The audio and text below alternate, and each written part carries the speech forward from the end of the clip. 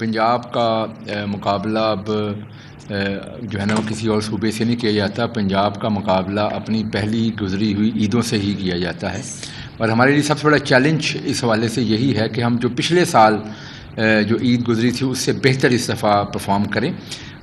जो chief minister साहबा को हमने सारे जो उनकी हिदायत के मुताबिक जो रिसोर्सेज डिप्लॉय किए हैं इस ईद पे जो हमारे प्लान्स हैं वो आज आपके साथ शेयर करेंगे।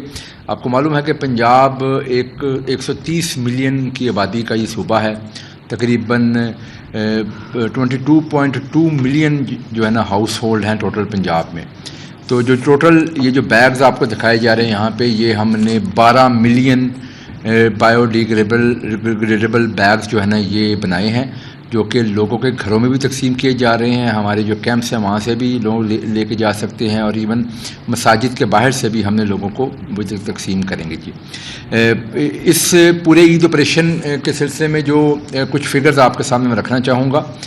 इस ईद ऑपरेशन जो इस साल हम करने जा रहे हैं, इसमें टोटल 1,84,000 से ज़ायद सैनिटरी वर्कर्स जो है ना वो इसमें इसका हिस्सा होंगे। और ये ईद ऑपरेशन ईद एक रात पहले से ले के ईद के तीनों दिन, बल्कि पोस्ट ईद भी जो है वो भी पूरी क्लियरेंस तक ये नॉन स्टॉप 24 आवर जो है ना वो ये हमारी ऑपरेशन चलता रहेगा, जिसमें इस दफ़ा तकरीबन 60,000 स्पेशलाइज्ड मशीनरी और व्हीकल्स जो है ना वो हम इस्तेमाल करने जा रहे हैं। 1,84,000 सैनिटरी वर्कर्स और 60,000 मशीनरी इसमें जो है इस्तेमाल की जाएगी।